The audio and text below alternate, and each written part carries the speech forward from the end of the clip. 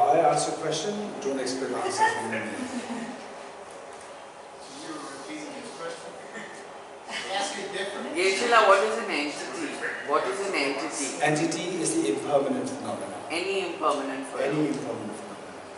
Then how can something, a permanent emptiness of a flower and flower, they are both entity-wise same? Yes. Then how can they be entity-wise same if emptiness is not an entity? Okay, because the flower is the object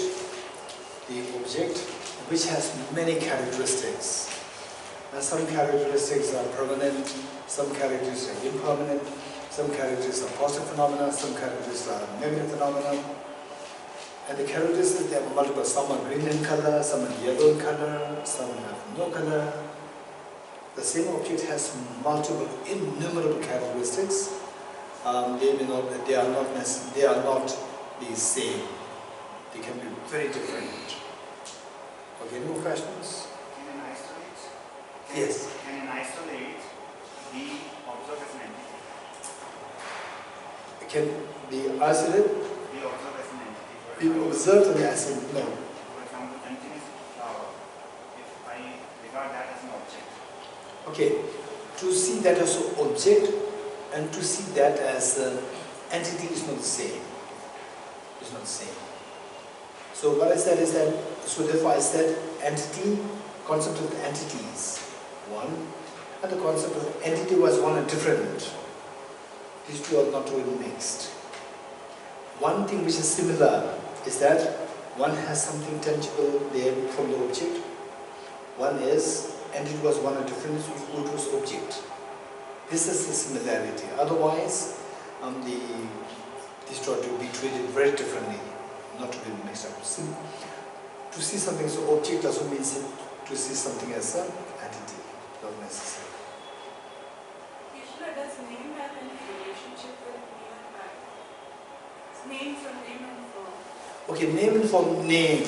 I'm saying this again. It is the problem with the translation. Only if you study thoroughly, study it well, then you will realize that why it is known as name. In Tibetan it's Ming.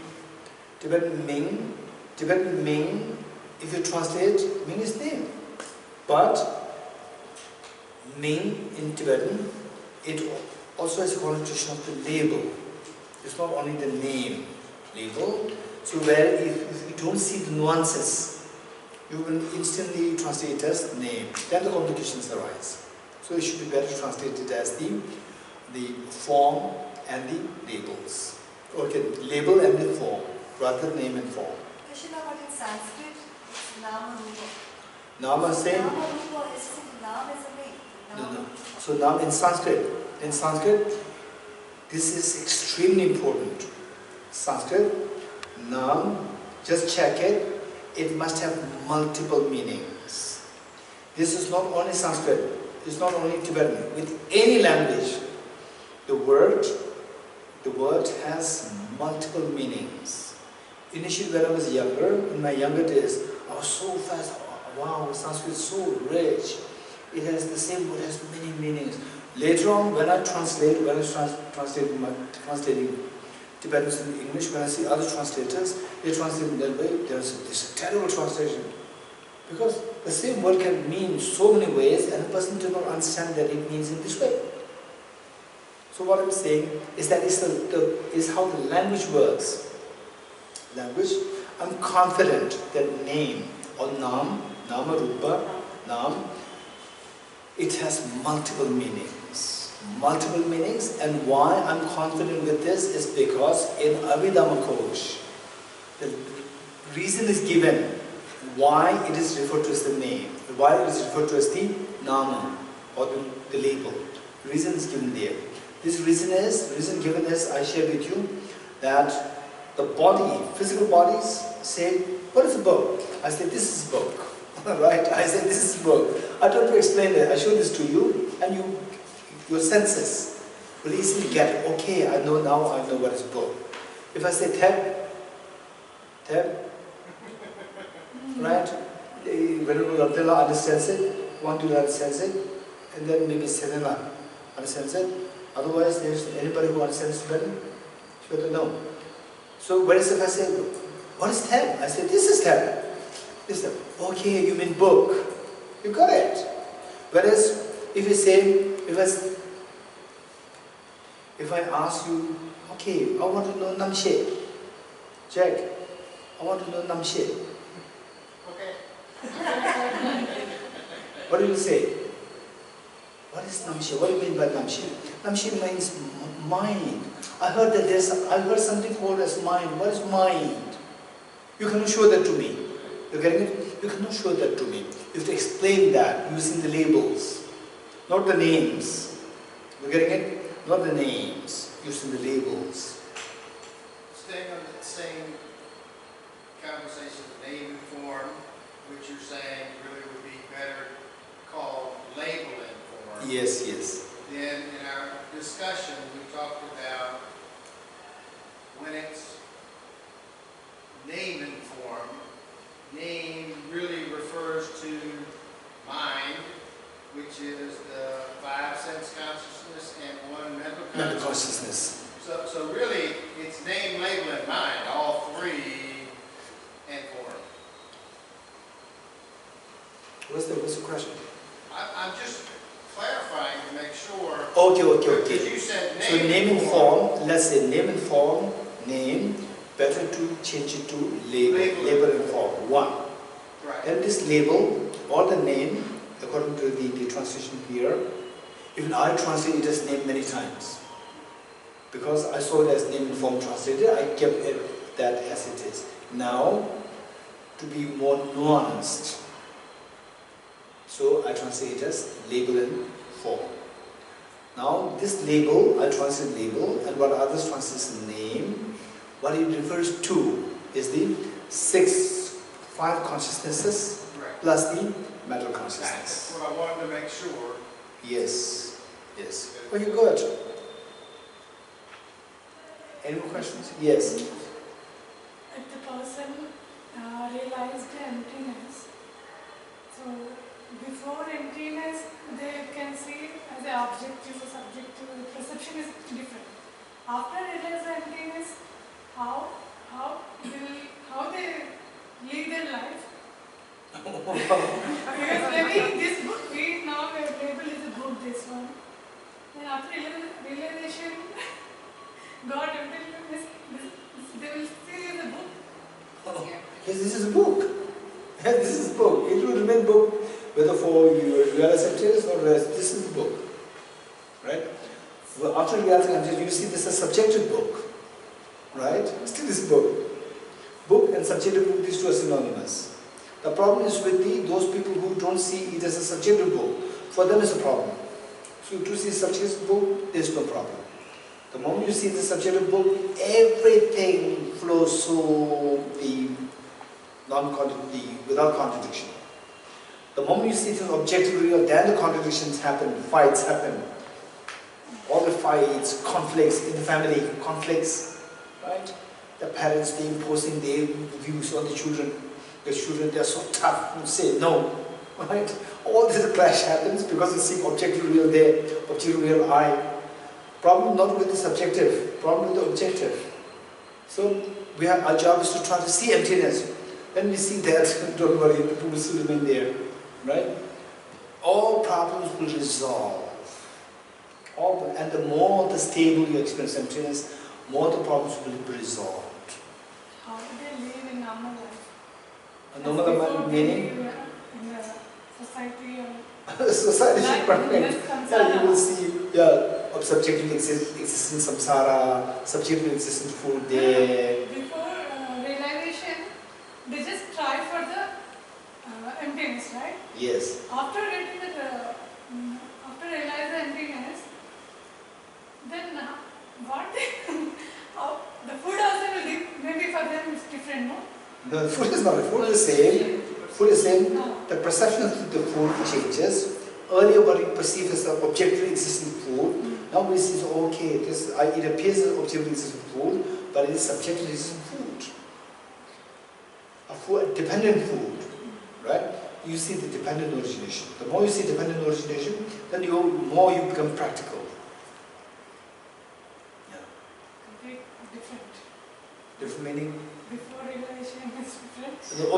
difference, perception changes.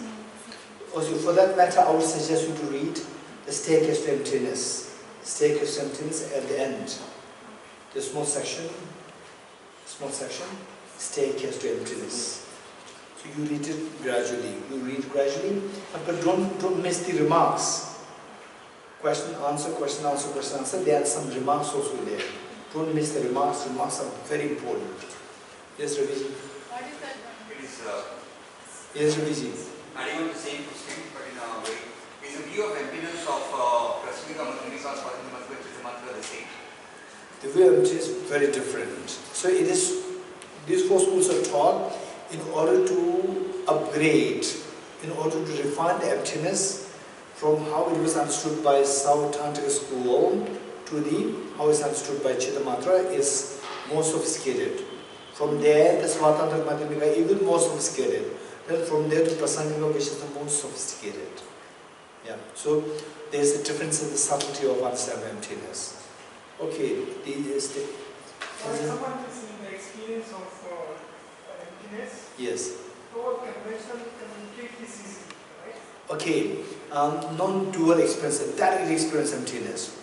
But if a direct experience emptiness with respect to you, all conventional realities dissolve with respect to you, not with respect to the world. That person would eat food, no? Oh, well, the non-dual, you cannot. You don't have to. If you can abide in this non-dual, why should we eat food? To sustain yourself. The best way by which to sustain yourself is to realize emptiness directly. You realize emptiness directly. This is the best way. It sustains your food body far better than how the food sustains your body. Okay, Dilsha. No, you have a question, I know. No, in this name and form, Yes. instead of name, we are calling it label. Yes. Why we are calling it label? Because we are unable to find any name, that's why you are calling it label. Okay. Why the mind is called as a label is because when you explain mind to somebody, if you ask me, Krishna, what is mind? If you ask me, they say, Krishna, what is candy? I say, this is candy. Right? I don't need to explain it. I just show it, and your senses, your five senses, can easily grab at it. Okay, this is candy. Physical form. Physical form. And what is music? What do you mean by music? Oh, yeah, Dharma, I sing it. Oh, this is music. Your ear sense. So the physical forms, you can understand it directly through your senses, five senses. Whereas the mind, you ask me, what is mind? The people are talking about mind all the time. What is mind? I cannot show you, this is mind. I cannot show you like this. So I have to explain it. Okay, can you think of your mother now? Yes. I have to explain. Right? Your mother is not your mind. Right? Can you think? Action is also not the mind. So there's one agent which is thinking about your mother. That agent is your mind. I have to explain. I cannot show this. You getting it? So I have to explain. Explain means I have to use the labels. I have to use the labels for you to be convinced of what the mind is. So therefore it is known as the label. No? Any more questions? Shweta? No? That's amazing. No questions. Okay, if no questions, we'll proceed further. Page 68. Page 68. The last paragraph. In this form, in this process, earth element does not think. I provide the solidity of the body by assembling. Nor does the water element think. I provide the cohesion for the body. Nor does the fire element think. I digest whatever the body eats, drinks, chews, or tastes. Nor does the air element think. I perform the function of the body's inhalation and exhalation. Nor does the space element think. I create hollow spaces inside the body. Nor does the element of consciousness think. I produce the name and form of the body. Nor is the body thing. I'm produced by these conditions. Yet when these conditions are present, the body is born. This is how our body is conceived in the mother's womb. Again, it's dependent origination. Now the next, earth element is not a self, not a being, not a life force, not a creature, not a human, not a person, not female, not me, not neutral, not I, not mine, not anybody else's. Okay, so there's a mention of various versions of the self. Various versions of self. Okay, by the way, is this the proper English? Not me. Not me or not I, which is better English? Not I, okay. Go for not I, yeah. Not I, rather not me. Okay. Earth element. Now what we do is that we are constituted the body of the mind. We are constituted the body of the mind. This is one way of seeing ourselves. Another way of seeing ourselves is that we see ourselves in the form of 5 aggregates. What are the 5 aggregates? Form, feeling, discrimination, composite factors, and consciousness. These are the 5 aggregates. Okay, how these 5 aggregates come into being? How? In what manner? What we have is we have a body and we have mind. So the body is the aggregate of form, that's fine. But we have the mind. Mind we split into 2. The mind in general and the mind into the specific minds. Okay, let's put it like this. The mind in general and the functions of the mind. Various functions of the mind. Let's say that Montfort administration is so good. Montfort here, Montfort Spirituality Center. Administration is so good. Okay, it has many signs. There's the office related, it is the housekeeping section, food section, and then accountancy and maintenance. Then maybe they have all their own cars, staff, management. There are many sections within that. So when you say that Montfort administration is so good, which part of Montfort administration you are talking about? Montfort administration, within that there are many sections. Likewise, when you say that I am happy, his mind is very good, her mind is very good. When you speak about that, very good. In what way? Good in compassion, good in intelligence, good in stability, good in patience. In what way are you talking about? Because the mind has many elements, many functions. Which function of the mind you're talking about? Okay, then we go into the functions of the mind. So the mind in general and the specific functions. Mind in general is known as the aggregate of consciousness. Mind in general is known as aggregate of consciousness. Then the specific functions. When we go to the functions, then we talk about the mental factors. Mind and mental factor. So mind as opposed to mental factors means that mind refers to the mind in general. And mental factors meaning the specific functions of the mind. So there, how many such functions of the mind are there? How many such functions are there? 2. Compassion, wisdom. 53. Then? At least. At least. Okay, 53 at least. But why do you say 54 at least then? Oh, I forget the number. Okay. 53 at least. Or how many such mental factors are there? How many such functions are there? Don't look for your specific number. Tell me, just speak your mind. How many such mental functions are there? Too many to count. Too many to count. Too many to count. Right? Innumerable functions are there. So, innumerable mental factors are there. Mind and mental factor. Mind in general and the mental factors meaning because there are innumerable functions of the mind, innumerable mental factors are there. Of these innumerable mental factors, the Buddha at one point, he picked up 51 mental factors.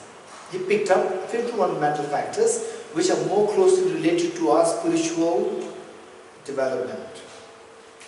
He picked up 51 mental factors. Of the 51 mental factors which are related to spiritual development, there are two which are particularly very important. One is feeling. Feeling. Feeling is another thing. Ability to feel, the pleasant feeling, unpleasant feeling, neutral feeling, ability to feel the different feelings, pleasant, unpleasant, neutral. That is the feeling. That is extremely important. This feeling is extremely important because this feeling within you, that decides, if not 100%, that decides all our actions. Right? Some people, they signed up for this course and they did not come. Right? Why they did not come? Because some urgent work comes into play. Some urgent works come.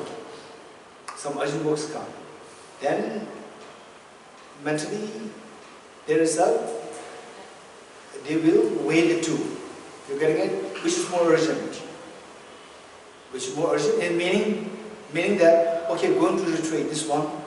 Okay, then we have this urgent work. We're going to retreat. Okay, pleasant feeling, but I'm going to miss this work, unpleasant feeling.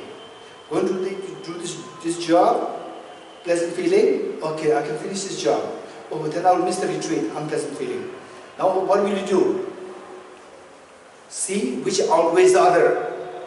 Say, the pleasant feeling of finishing the job, if that overrides the pleasant feeling of attend the retreat, pleasant feeling, if the first one overrides the other, person will go for the first one. If whereas the feeling, the pleasant feeling of attending the retreat, that overrides the pleasant feeling of doing the job, then the person will come to the retreat. The feeling decides all our actions. It's so important. It's so important. For example, why somebody who's very gentle and so kind suddenly shouts at somebody. Suddenly shouts at somebody. Sometimes even I've shouted. Nowadays I don't do that. Right? Suddenly shouts. Why? Why?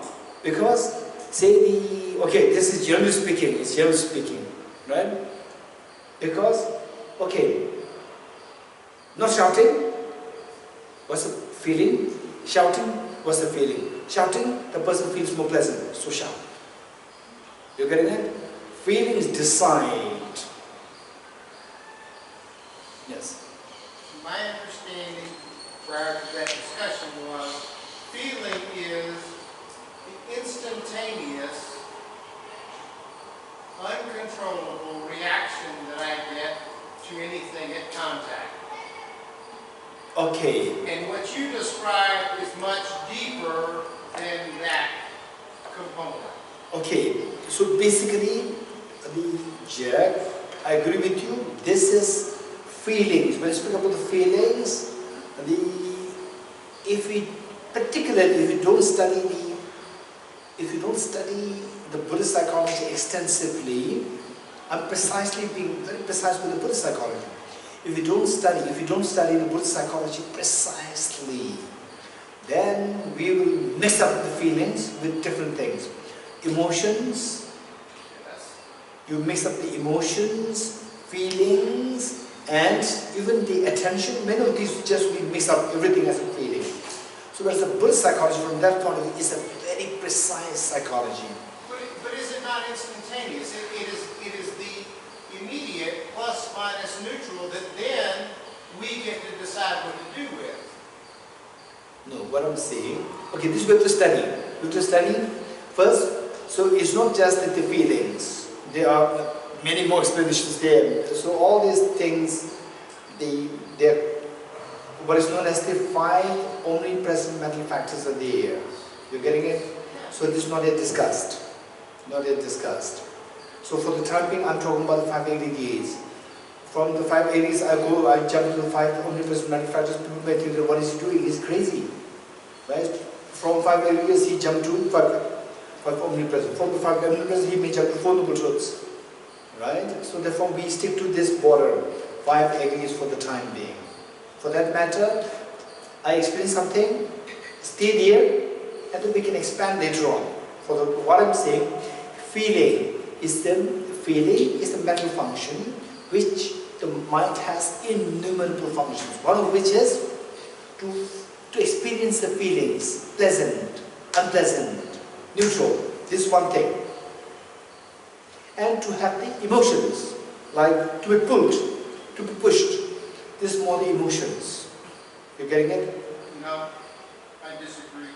I mean, my teaching so far have been that the feeling that you're talking about is a feeling that is a function, but the immediate feeling is when I walk in a room and I see anything, I react.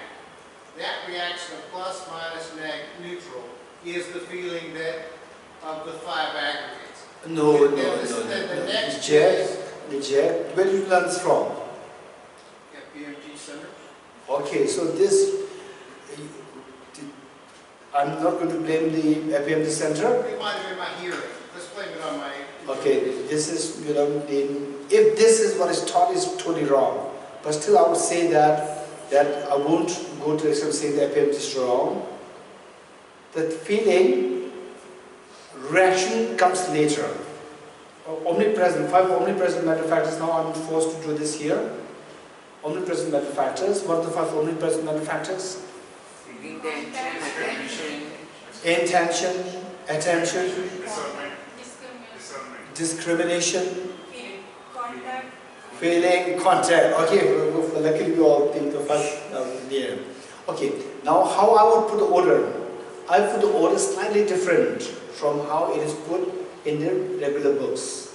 I put it slightly different to explain it very easily.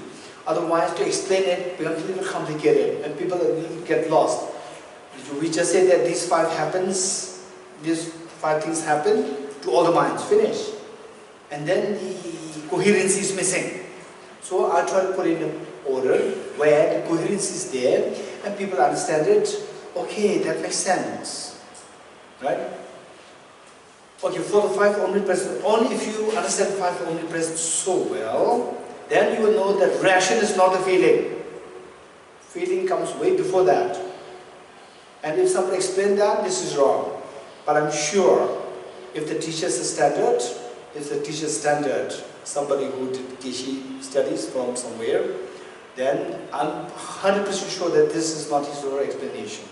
Because there's something very common understanding. Very common, it's very basic in the monastic universities. Okay, so what happens is that, for example, let's say the mornings, early morning is your birthday, and then you fast asleep, and your mother comes with the birthday cake. And then you're not too sure, what is that? You're very hazy, your eyes are very hazy. You're like, what is this? So first your eyes come in contact with the object. Comes in contact with the object, number 1. That's contact. I'm explaining this as though like there's a sequence. There's no sequence, don't forget it. There's no sequence. I'm explaining this in order for us to understand it very easily. Once you understand it, then it's your job. Your job to say that these 5 are not sequential. These 5 are simultaneous. These 5 are omnipresent, meaning that simultaneous with all primary minds. Number 1 is the contact. With the contact, then what happens is very hazy. So what do? You pay attention to this. It's very easy. You pay attention. By you pay attention, what do you realize? This is a birthday cake. This is discrimination. This is the next. Discernment or the discrimination. It's a birthday cake. Then what happens? Very pleasant feeling comes to you. This feeling. You are not reacting now. A very pleasant feeling comes to you. Then what happens? Then your mind will reach out. Because this pleasant feeling, you want to have this feeling. How do you have this feeling? get it closer, the feeling intensifies. Get it closer. So that, going to reach out that, what makes your hand to go out there? Who is dictating you to move your hand? Your mind is dictating. That mind which dictates you to move your hand is the intention. Intention to move. Right? So intention is the one which makes you to react, not the feelings. Feeling comes way before the intention. This is the 5 omnipresent factors. You getting it? Let me say this again. First, you meet with the object. Contact. You contact with the object. Then you pay attention. What is this? Pay attention to this. Paying attention, you realize that this is a cheesecake. This is your birthday cheesecake. This is discrimination. With discrimination, then the very pleasant feeling is retrieved within you. Feeling. With the present feeling, you want to have it. There's intention to reach out to that. So these are the 5 omnipresent mental factors. Where's the 5th? The first one is contact. Contact. Number 2 is attention. Attention. Okay, thank you. You getting it? Yes, thank you. Discrimination. Then number 3 is discrimination. Then number 4 is feeling. Number 5 is intention.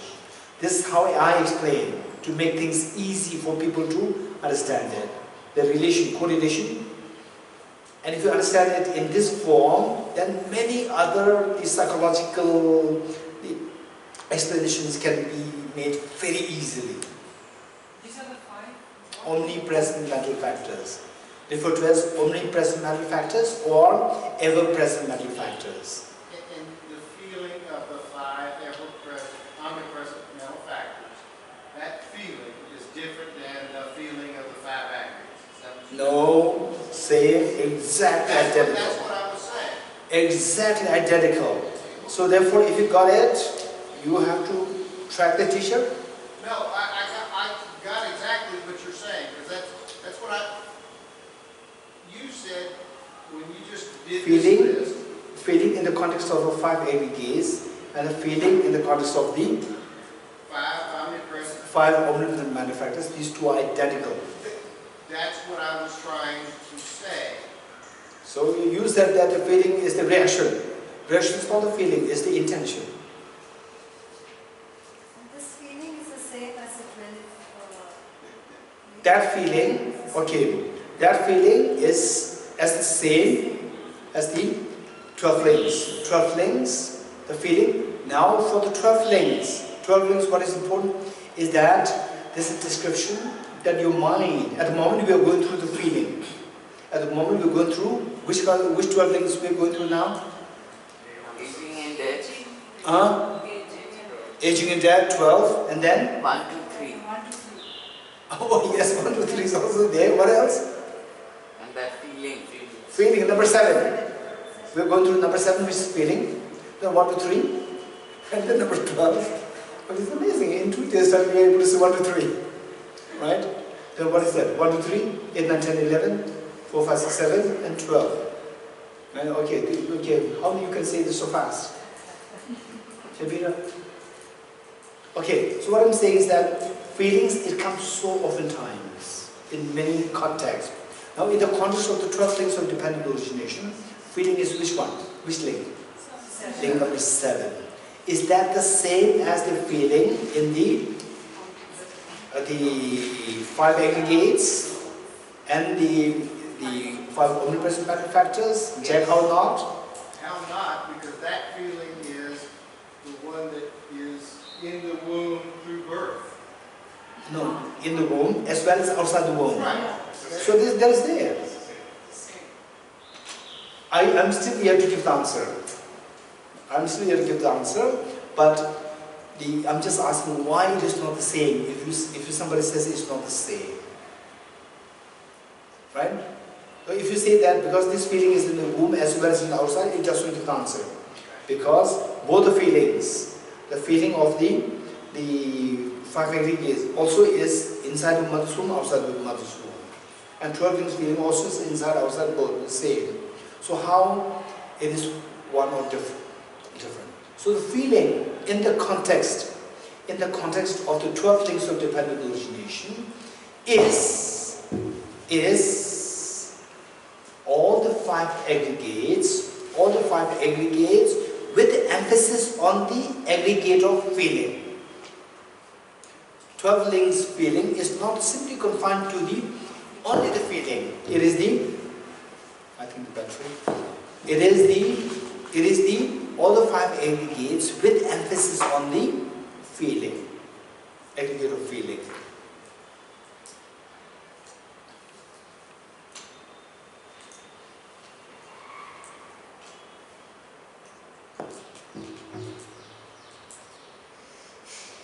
Okay. I don't know how all this digression. Okay. Yes, Ravi. What is the difference between this omnipresent object ascertaining omnipresent mental factors and the object ascertaining mental factors? Okay. Object ascertaining mental factors. Okay.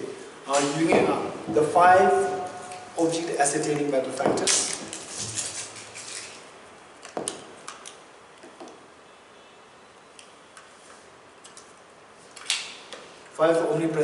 Five of the object ascertaining mental factors is very different. It's very different from omnipresent mental factors. This is something which accompanies all the primary minds. These five omnipresent mental factors, they accompany all the, where there is the primary mind, these five mental factors are there. This is known as the five omnipresent mental factors. Primary mind meaning main mind, say mind in general. Mind in general. Where there's mind in general, these five omnipresent mental factors are always there.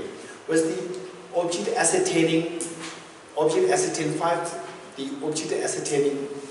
the mental factors, they are only with the valid minds, not with the invalid minds. Whereas the five omnipresent mental factors, they are with valid, non-valid, with every mind, every primary mind it has.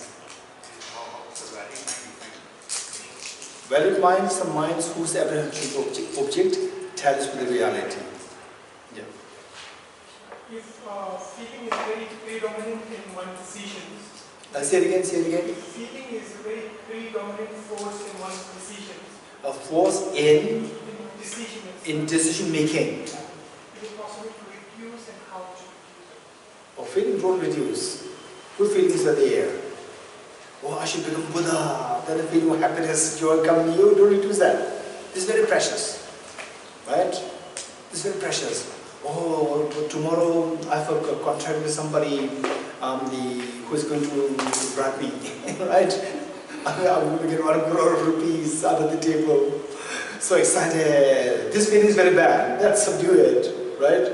Instead of this excitement, let uneasiness comes to you. With uneasiness, there is very unpleasant feeling coming to you. I should not be doing it, right? You will stop doing it. When pleasant feeling comes, you do it. Whereas with so the thing is that the antidepressant medicines, they numb both, right? Pleasant feelings for Buddhahood, pleasant feelings for non-virtues. Both are numbed.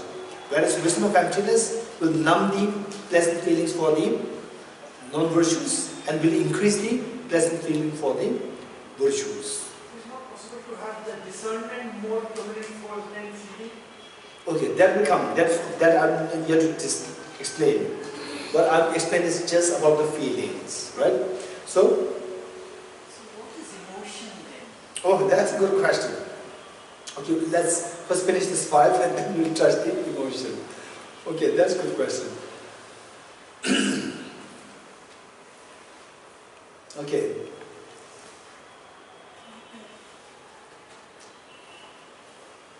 What are we doing? 5 aggregates. Yes, I know. No, I thought you were calling it six. Okay. Aggregate of form is done. Aggregate of feeling is done. We are talking about the multiple functions of the mind. Of these multiple functions of the mind, the Buddha at one point picked up 51. Of the 51, I said there are 2 which are exceptionally important in our life. One is feelings.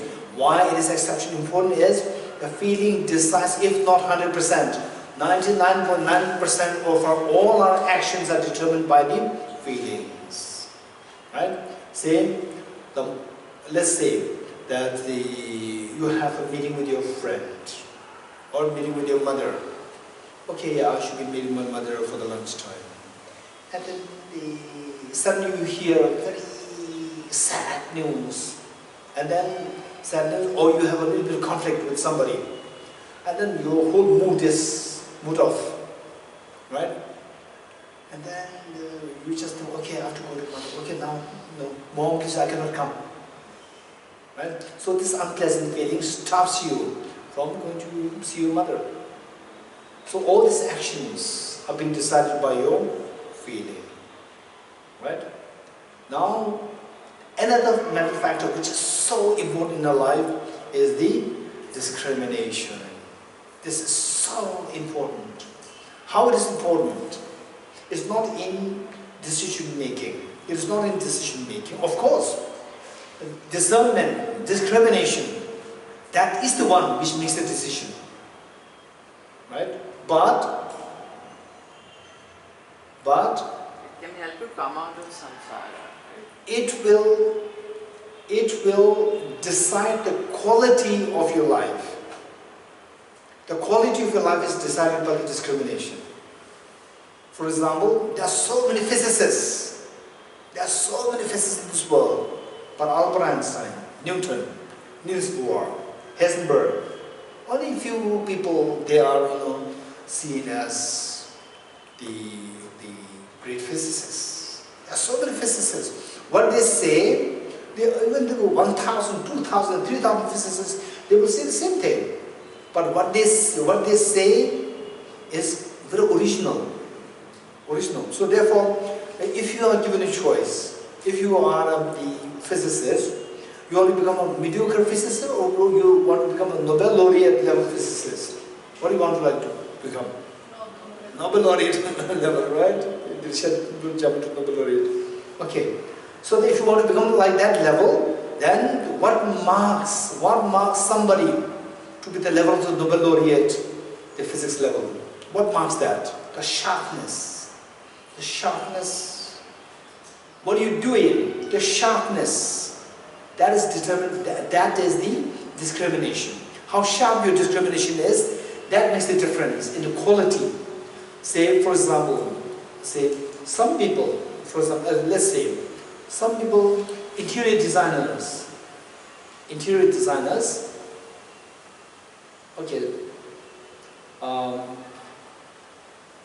interior designers, there are so many interior designers. And some they charge you say, just for one consultation will charge you say 5 lakhs, 10 lakhs, one consultation. They charge you like this because the person's quality, the quality is high level. Quality is high level. And then the ordinary people like us, you would not even meet these people. They always meet with the government, the infrastructure minister, like this. High level. So that quality is decided by okay.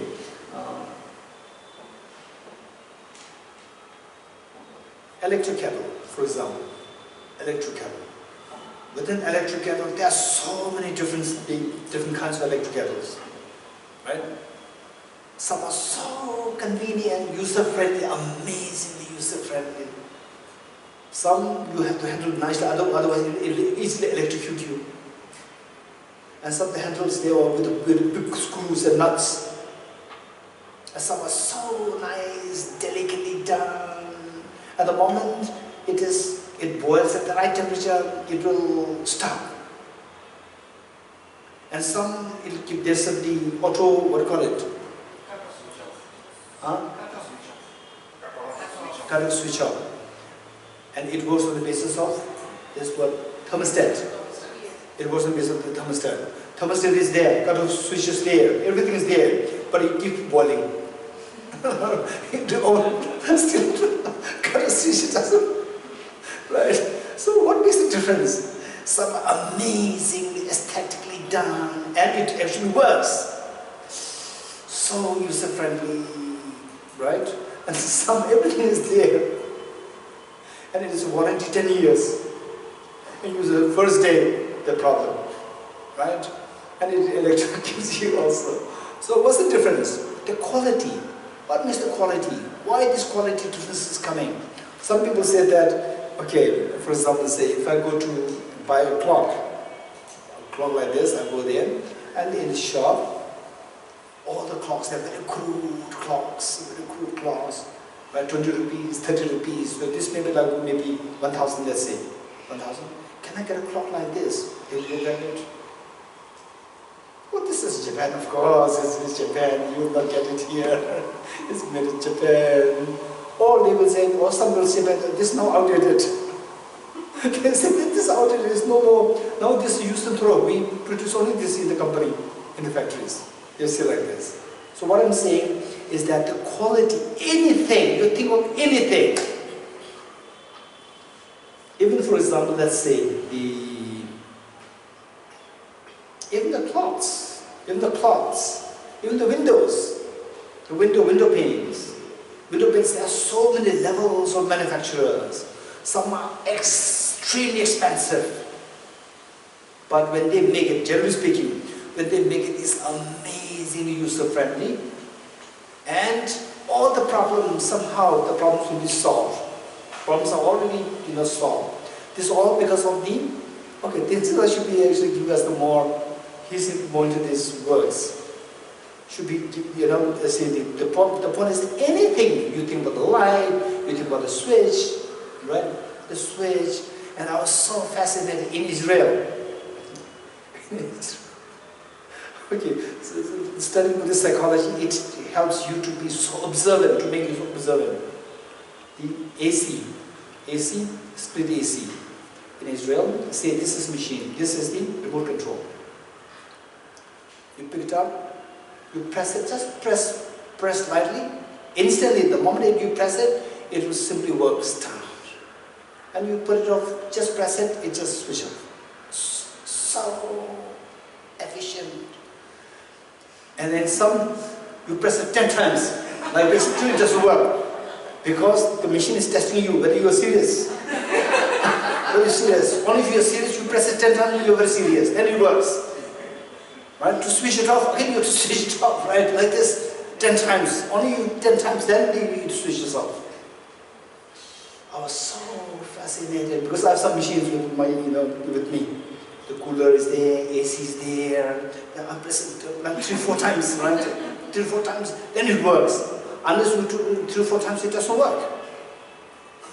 And in Israel, I was so fascinated. I just press it correctly once, instantly it works. It stops, it operates, whatever.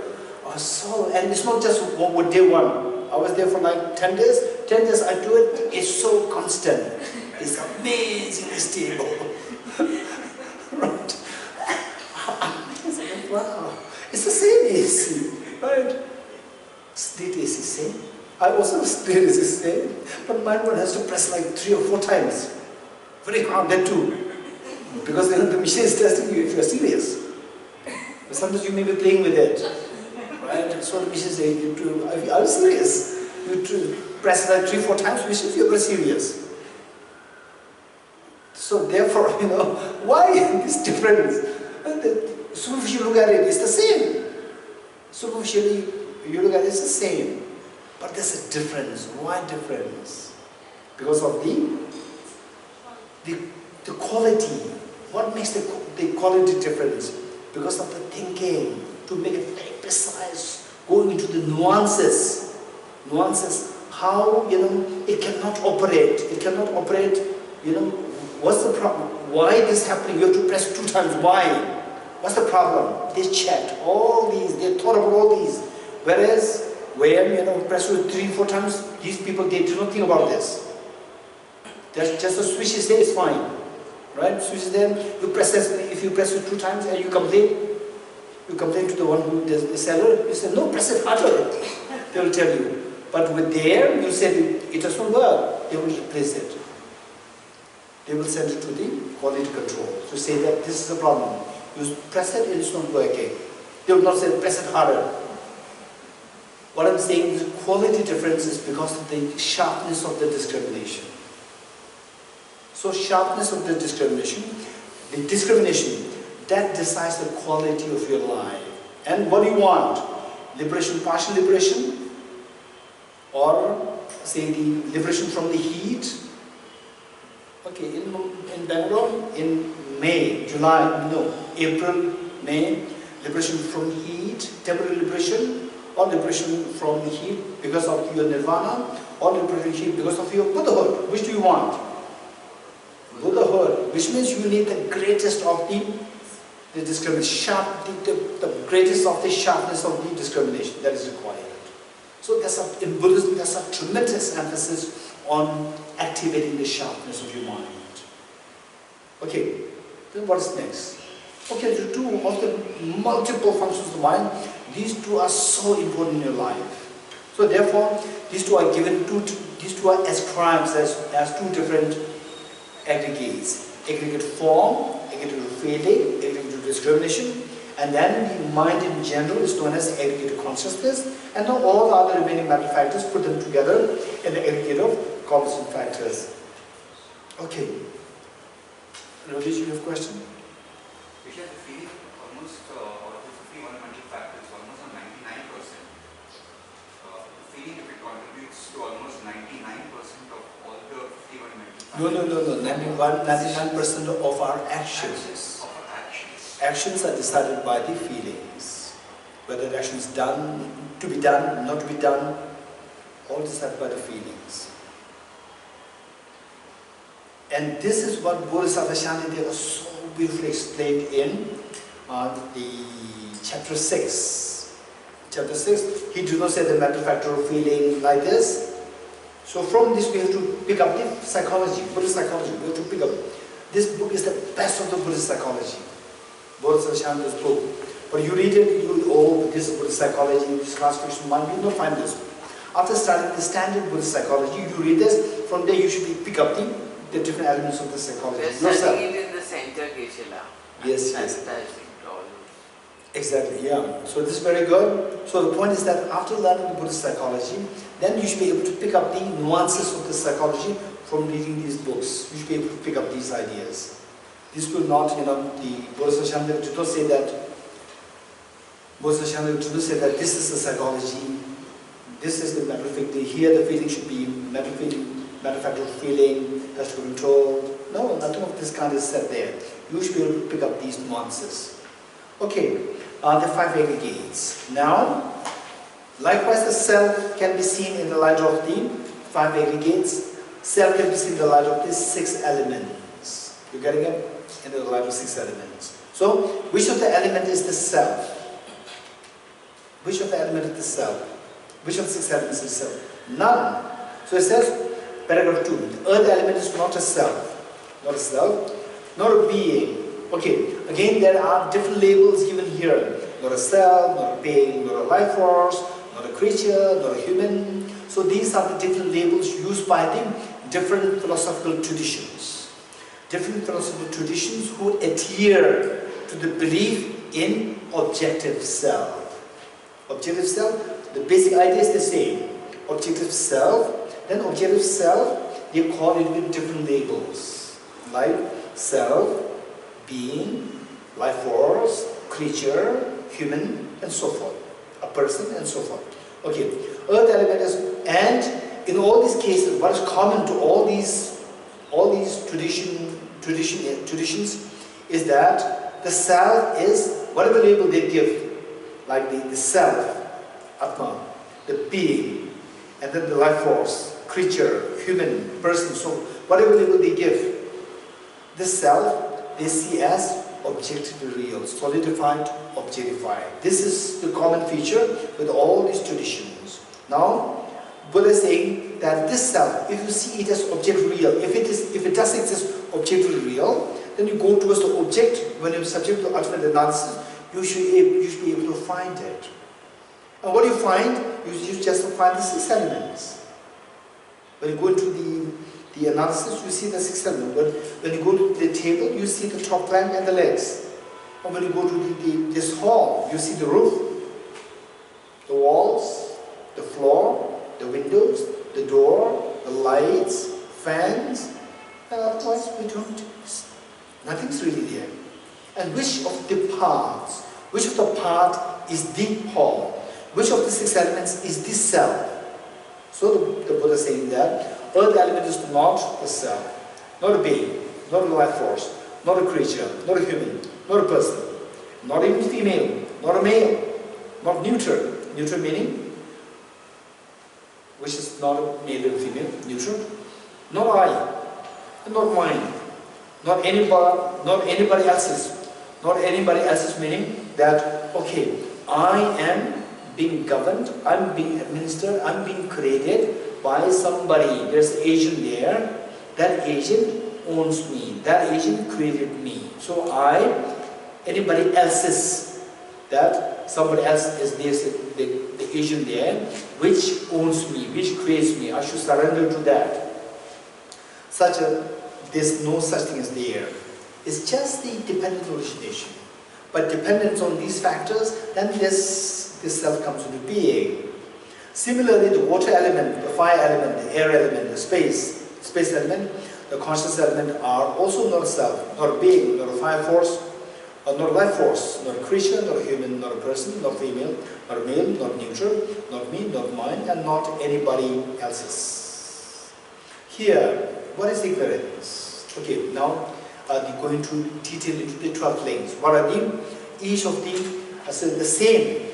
The 12 links will be explained. Each of the links will be explained. What is ignorance? And each will be explained in 2 different ways. What is ignorance?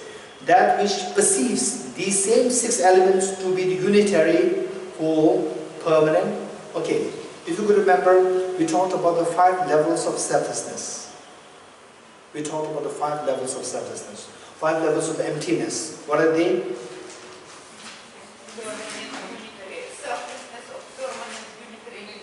Very good. Selflessness of permanent, unitary, independent self. Then the selflessness of autonomous, substantial reality. Number 2. Selflessness of external reality. Number 3. Number 4. Selflessness of true existence, while not rejecting objective or inherent existence. Then finally,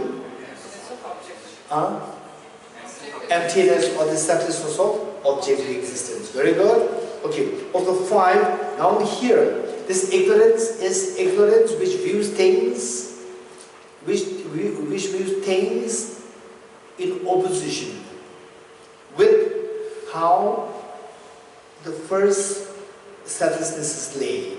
First selflessness said there's selflessness of autonomous substantial reality. No, selflessness of permanent, unitary, independent reality. So the ignorance views the self to be not empty of, instead the self to be permanent, unitary, independent nature. So this ignorance, it says that which perceives these same 6 elements. What is really there is just elements. The self is not really there, except for the subjectively imputing it there. The self does exist, don't forget it. The self does exist, but the self does not exist objectively. If you go towards the object, you will only see the 6 elements. And none of the 6 elements is self, but subjectively you can view as a self. For example, the table. For example, this flower. Do you agree with me that this flower is nothing but a bunch of atoms? None of the atoms is the flower. On the atomic level, you will never see the flower. But it's just a bunch of atoms, but when you look at it, you don't see it's a bunch of atoms. You see this is a beautiful flower. This is what our mind imputes. And just as our subjective mind imputes that, it's fine. We operate this as a, we operate by treating this as a flower. It's fine. There's nothing wrong in it. So we stay on that level. We don't go into the objective level. If you go to objective level, then the flower will disappear. You will only see the atoms. Even the atoms will also disappear. Nothing will be left there. Okay. Here, what is ignorance? The last paragraph, page 69. Here, what is ignorance? That which perceives these same 6 elements to be unitary, Unitary meaning without parts. Unitary meaning without parts. Partless. The whole as one entity.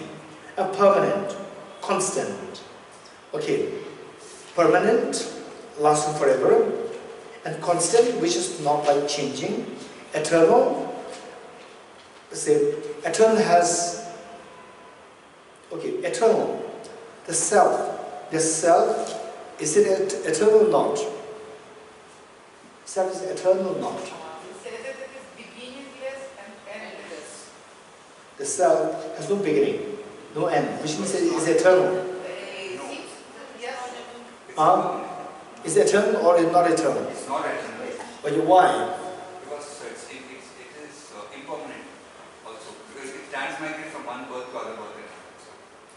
Okay, so this is a very important discussion. Eternal. Some book says that the self is eternal. Some Buddhist books, Buddhist very standard books, some say that it is eternal. Some say it's not eternal. You have to know the context. Eternal is the English word. Eternal is the English word. This word eternal has multiple shades of meaning. One is that it exists at all times. This is the connotation of the eternity, number one. Number two, that it exists unchanging. Number two, it has the dual meaning. Dual meaning. So there, the self, in terms of that it exists all times, if this is how one understands eternity, the self exists as eternal. That's fine. But if this eternity, something being eternal, has these two meanings packed, intertwined in this word. There's something which lasts forever, unchanging. Two meanings are both the intertwined there. Because of which, if this is how we understand it, then we say the self is not eternal. Whereas if the other person who speaks eternal simply tells that the eternal means something which lasts forever, then the self lasts forever. It never annihilates, it lasts forever. But the eternal, how that is used in English, proper English, it has these two meanings mixed together, blend together. Okay.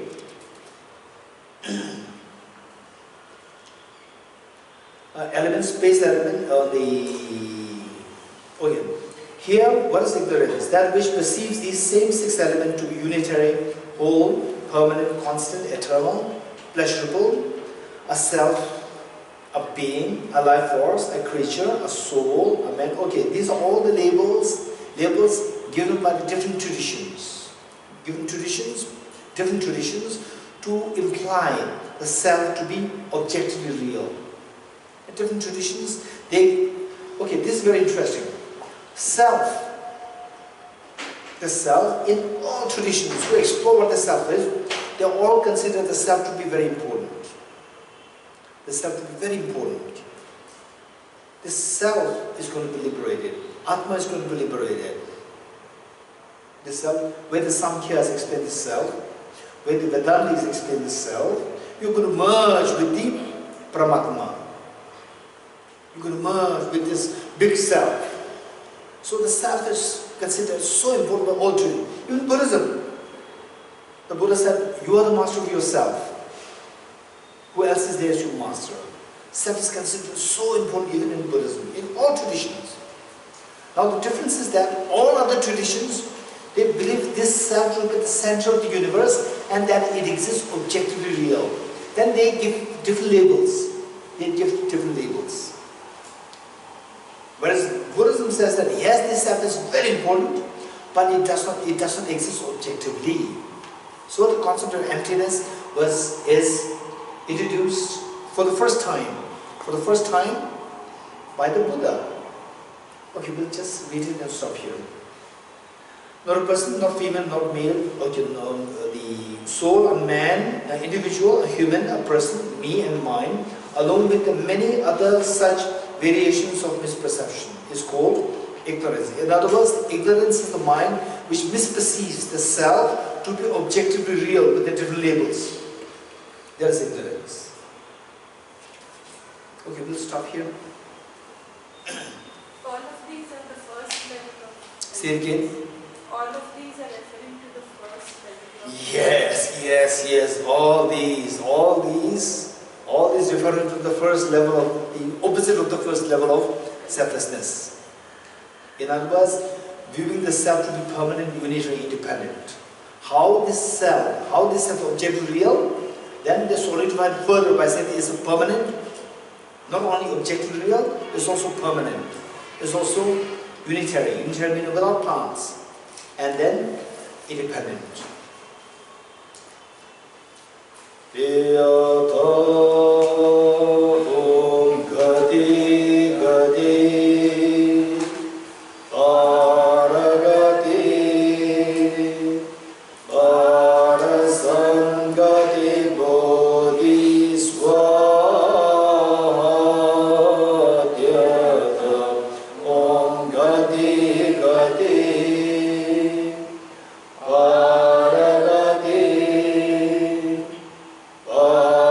Some